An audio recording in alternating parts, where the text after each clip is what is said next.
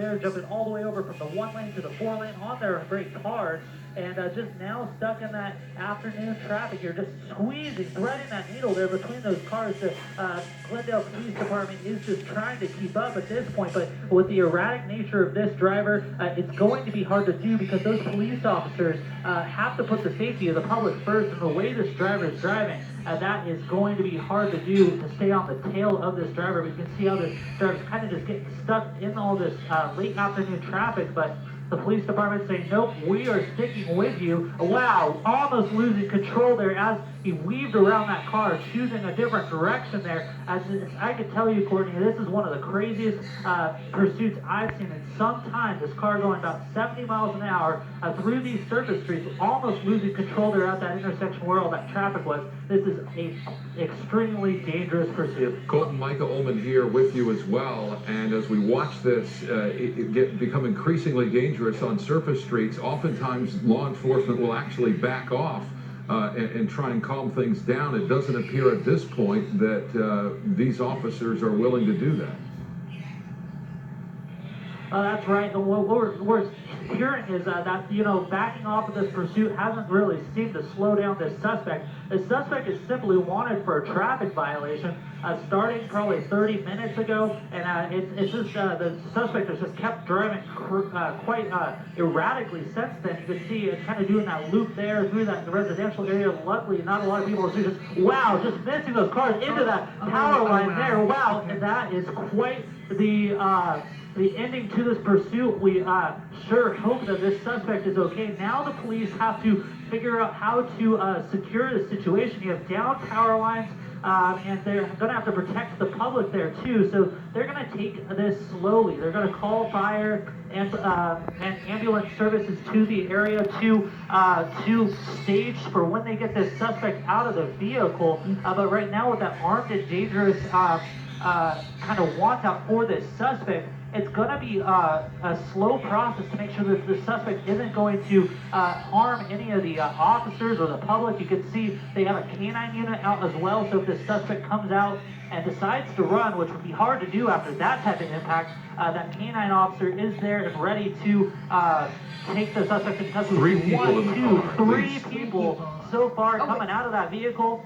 First person there being taken into custody by those officers. You see the air unit overhead calling out this to the dispatchers, and you see the person behind the vehicle there laying down on the ground, throwing that phone out of the way. The second person, 4 people, wow, another person coming out of that car too. It's amazing that these people can move after that accident there, but 1, 2, 3, 4, 2 in custody, the other 2 proned out on the ground, and they're just going to keep calling these suspects back.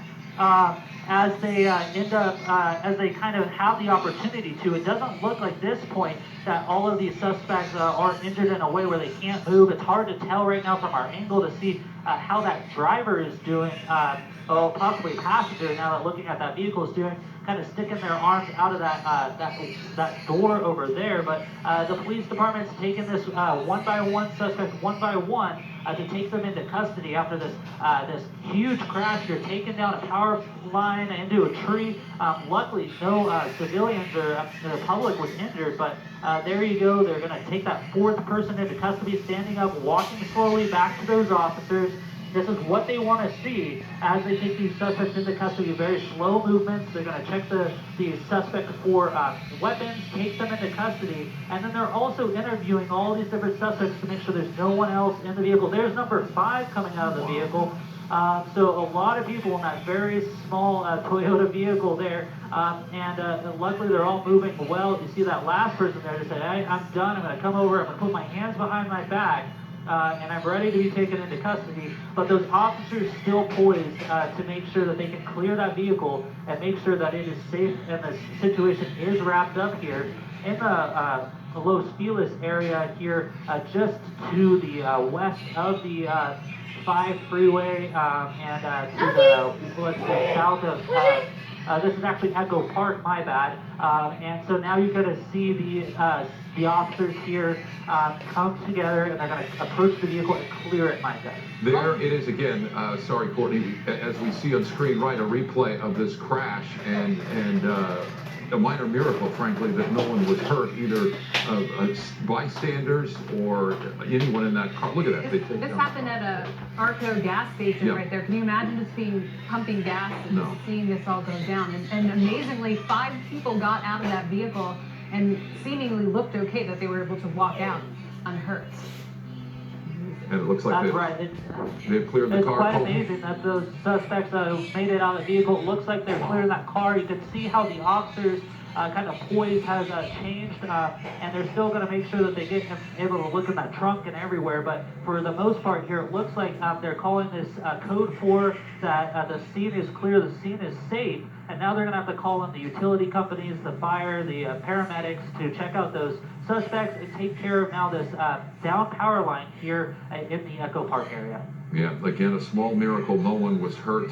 Bystanders appear safe, and the power lines are down. Avoid the area in Echo Park.